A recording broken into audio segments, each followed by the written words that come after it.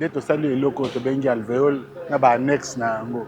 Ntango badeshe wana ezali kopola ezobimisa mai wana tozozwa yango tosali système ya drainage tozwi yango na bassin ya lexivia yango lexivia nde mai yango wana na bassin wana totraite yango pour que ezala solo te etungisa te.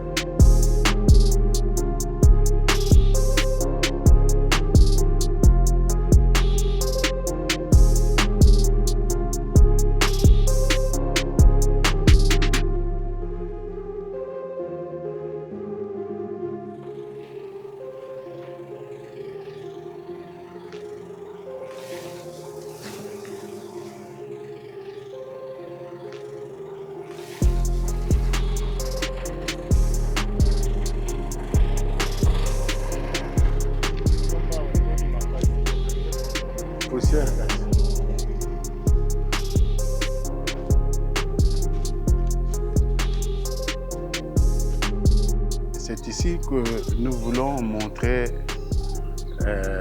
au public comment on gère les déchets dans d'autres nations.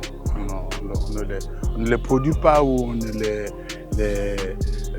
les jette ça et là comme on vit là. Il y a une manière de gérer le déchet. Et la bonne manière de gérer le déchet, premièrement, c'est les collecter. Mais les collecter pour le mettre où? C'est pour cela qu'on construit ce que nous appelons une alvéole provisoire. Nous l'appelons provisoire parce que c'était le modèle type, c'est le premier modèle. On en aura. Fungola Peo, Anna. On peut regarder ici.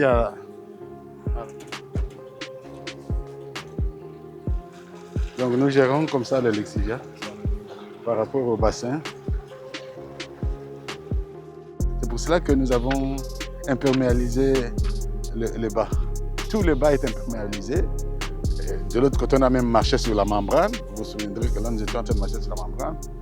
Donc nous ne voulons pas qu'une seule goutte de lexivia contamine le sol. Le monde entier n'utilise que cette bâche-là. Il n'y en a pas. Mais en termes de qualité, on est au top. Oui, c'est pourquoi je dis que c'est... on n'en trouve pas ici. Même la RAT, vous avez vu, je parle de commande. Je veux bien qu'on protège. Ça nous a pris beaucoup de temps pour que ça vienne et de l'argent. Et on ne peut pas blaguer avec ça. Transformation, il faut que ça biloko et belé to koki ko sala so tengi to kota na transformation. Parce que place on a gaz et zobima. Moto moko ezali. Donc moto on a gaz ça peut produire de l'électricité. Et donc ici quand les lots baza kotia ngo autour ya ba zwana no ba déchets mais lobby et vous allez transformer ça et l'autre.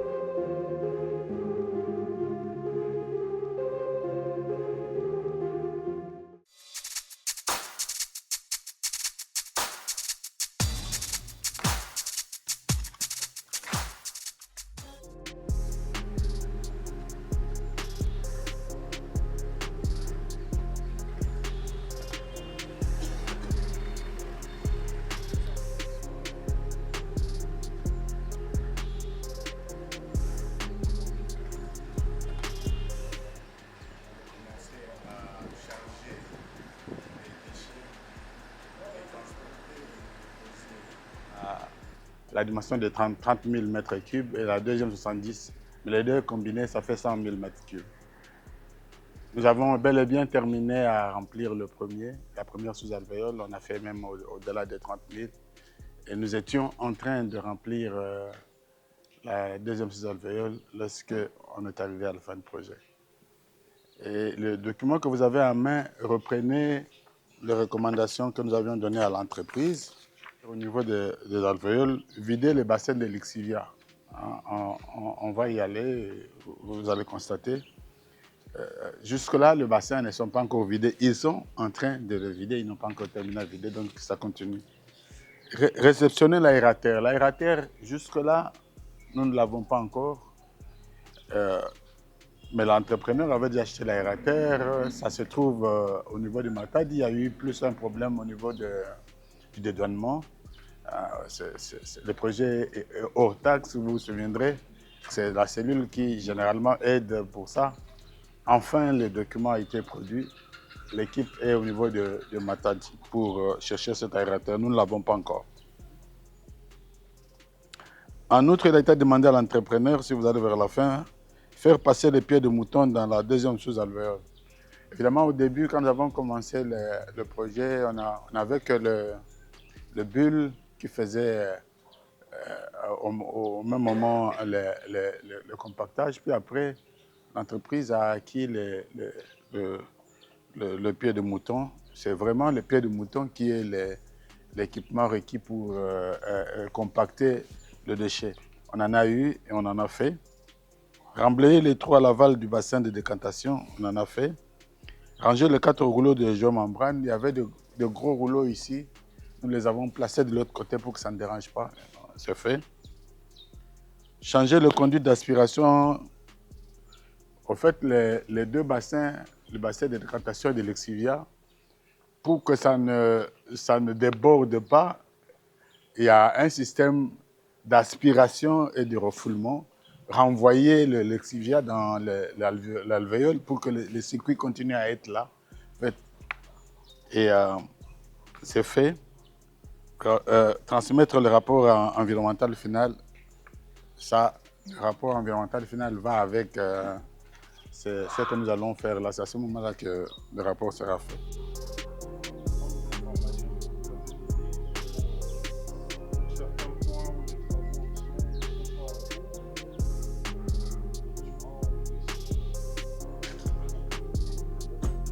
J'ai parlé des membranes. Ça, là, c'était classé là-bas. C'est le reste. C'est un équipement. En fait, en construisant, pour qu'il n'y ait pas de nid de l'eau en termes d'équipement du projet. Ça a été acheté par le projet, donc on ne peut pas demander à l'entreprise de garder. C'est pour le projet, c'est comme ça. Donc, on a. Sécurité.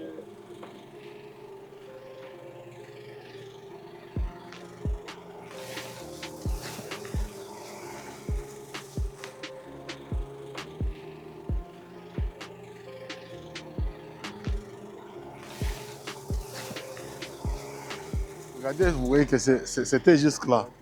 Pour ne pas déborder, il y a cette motopompe qui joue ce rôle-là, de refouler, de renvoyer dans l'alvéole et ça recontinue le système. Mais ça va mieux se faire lorsqu'on va placer l'aérateur, quand ça va venir. On placera l'aérateur ici pour que tout ce qui est des odeurs et tout ce qui peut polluer, que l'aérateur le prenne en charge. Autant le vider et faire sécher la boue qui sera en bas là, de sorte que quand il commencera à pleuvoir, qu'on ait la rotation. En cours, donc, regardez la motopompe là, ça. On retourne dans l'alvéole. On retourne dans le déchet. Et ça refait le circuit. Ça refait le cycle, parce que ça va encore revenir. Oui, mais ça prend du temps. Ça prend du temps. Ça fait combien de temps? Ah oui, ça prend du temps parce que, regardez, on le dépose sur les déchets au-dessus.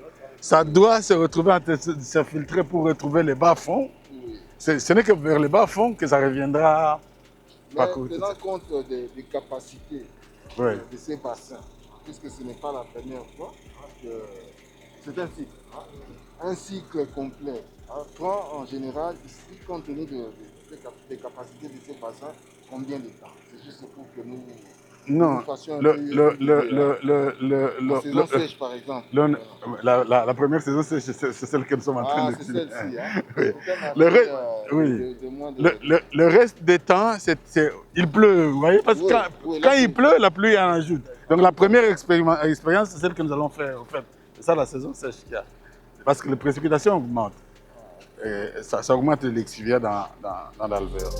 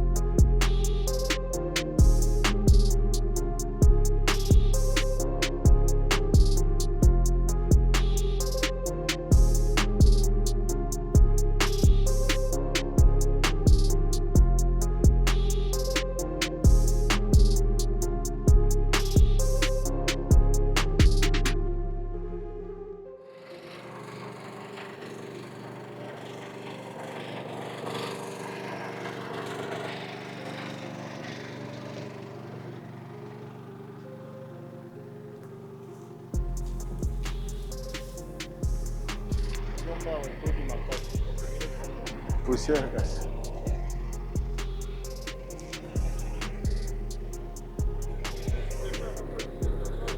Si vous voyez là, nous, on est passé par, parce qu'il faut vous signifier ça. Moi, c'est une zone interdite. Ouais. Non, même pour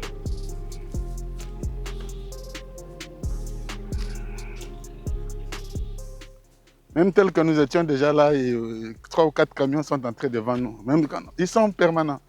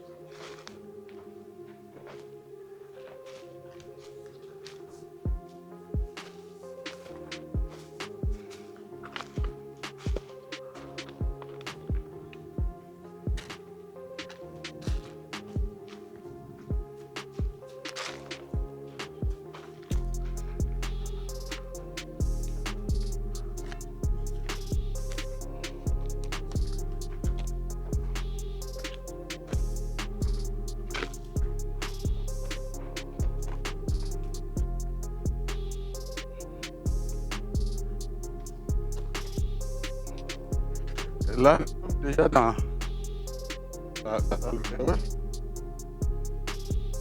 Je voulais qu'on...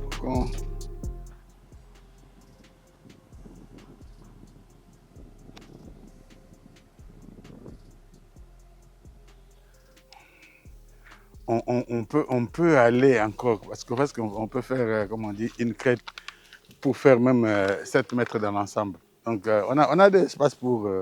je vous ai dit qu'on a vu derrière là la membrane.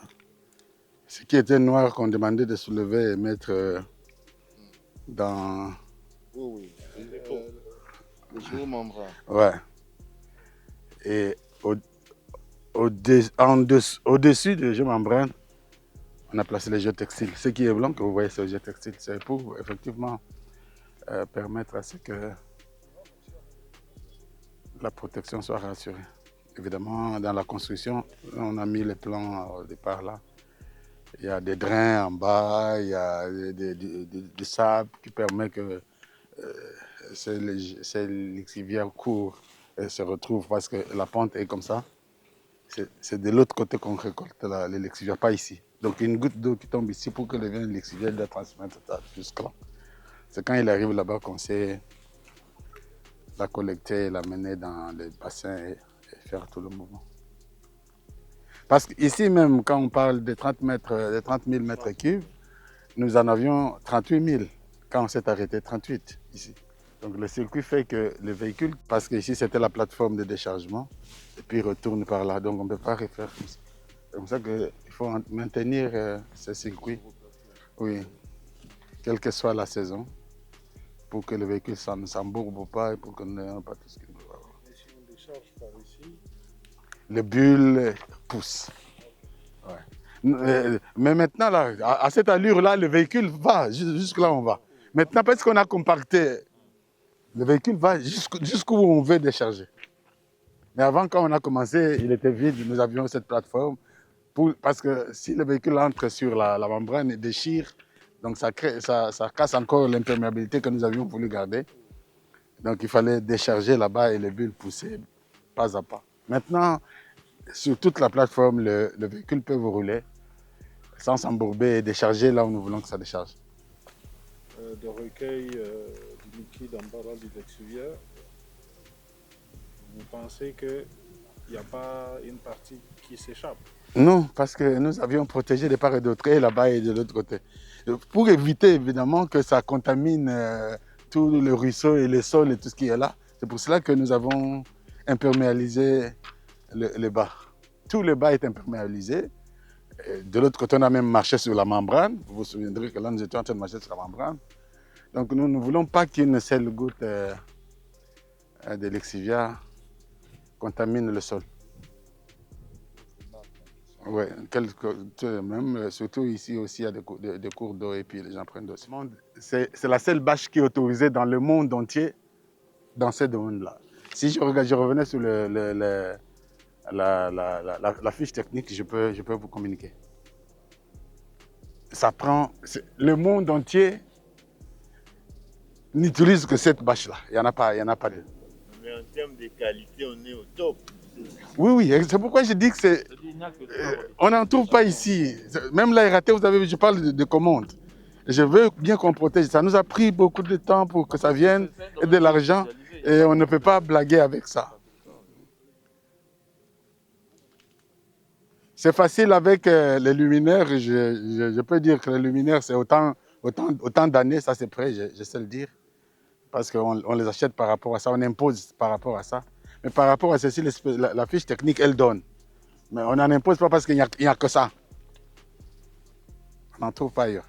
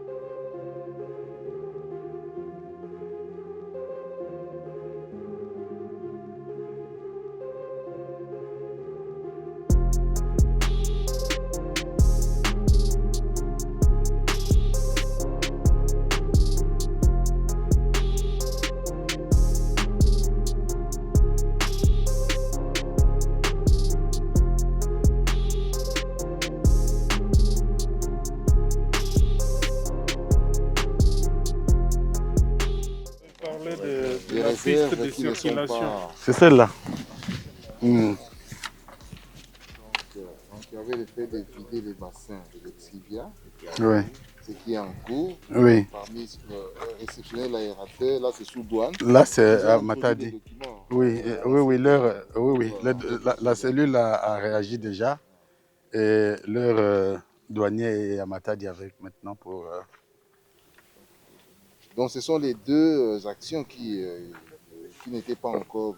Oui, qui sont donc, dont une en cours, l'autre c'est jusqu'à l'arrivée de l'aérateur évidemment. Oh, oui. Parce que là ça dépend quand même aussi de notre implication. Et puis l'armoire électrique. Ça fait l'ensemble. Donc tout cet équipement vient, il est complet. En fait, nous sommes en train de vider les deux bassins, ce qu'on ne peut pas poser l'aérateur dans un bassin vide. L'aérateur là coûte cher. Franchement, je veux que l'on prenne des décisions telles que dès que cet équipement est réceptionné ici, je ne sais pas comment on va garder ça. Il faut qu'on protège ça, étant donné que nous sommes en train d'arriver à la fin du projet. Si par rapport à la géomembrane, nous disons que c'est lourd, les gens ont du mal à soulever, à mener. Mais l'aérateur, non seulement qu'il est coûteux, qu'on n'en trouve pas tous les jours, si quelqu'un en prenait avec ces équipements. Donc nous sommes en train d'arriver à la fin. Comment on fait quand l'aérateur vient? Vous avez des options? On ne sait pas, comme j'ai dit, normalement,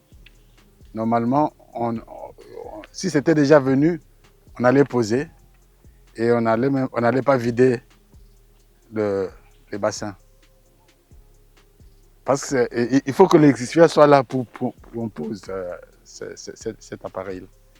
Maintenant, on va l'entreposer pour attendre la saison et vous a placé. Bon, Et une nouvelle production. Exact. Parce qu'il faut retourner, il faut remplir ces bassins-là avant qu'on revienne avec.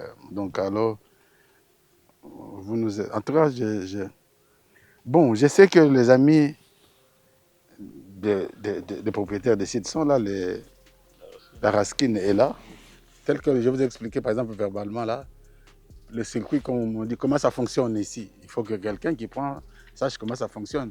Comme on a posé la question autour si vous vous souvenez, dès le départ, j'ai dit que la motopompe, il fallait que nos amis nous donnent des pièces de réserve pour que ceux qui viennent ne commencent pas à en chercher. Donc, il y a des choses qui doivent être expliquées effectivement pour celui qui prend l'œuvre en termes de fonctionnement. C'est ça, ces manuels-là dont tu parles. Juste une question. Dans le contrat, on avait prévu la fourniture de pièces de rechange. Non, c'est un matériau, en fait. On ne donne pas. Ouais, ça fonctionnait. Vider ces deux bassins, cette motopompe va travailler. Et donc, si maintenant qu'on se retrouve à la fin et que finalement on lègue quelque chose qui ne va pas fonctionner demain, ça ne marche pas. Parce que c'était une rotation. Oui, oui. Oui.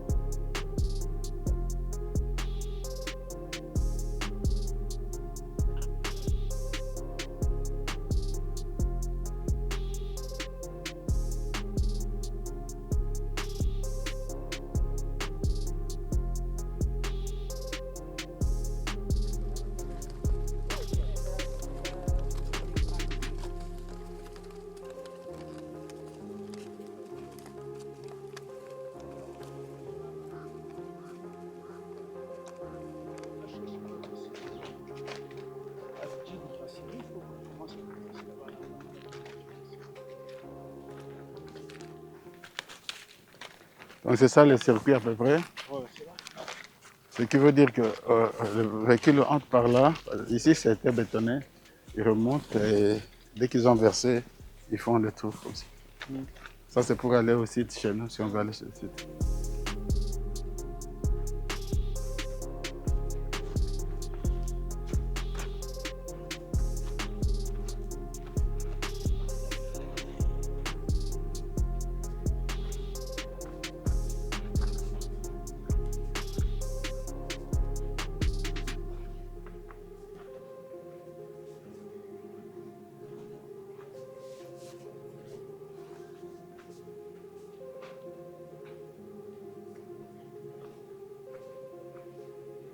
Si on ouvre là-bas, eh ben, vous verrez combien le liquide est en train de passer.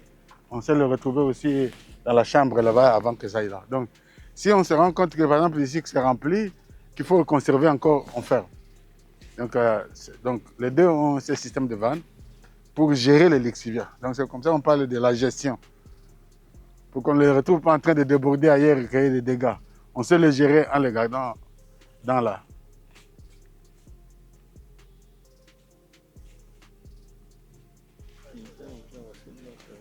Fungola Peo Anna. On peut regarder ici à la chambre.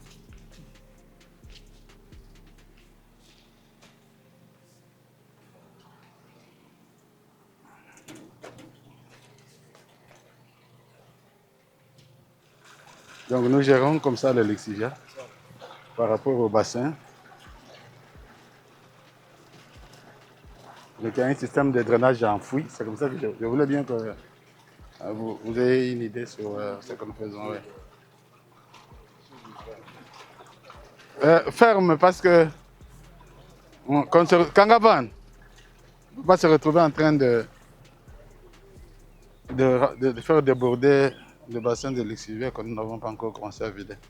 Donc en réalité, il y a une partie qui est encore dans le circuit. Oui. C'est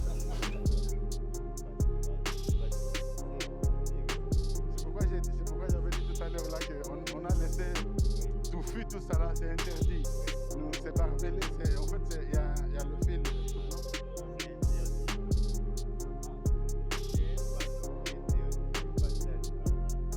Les panneaux,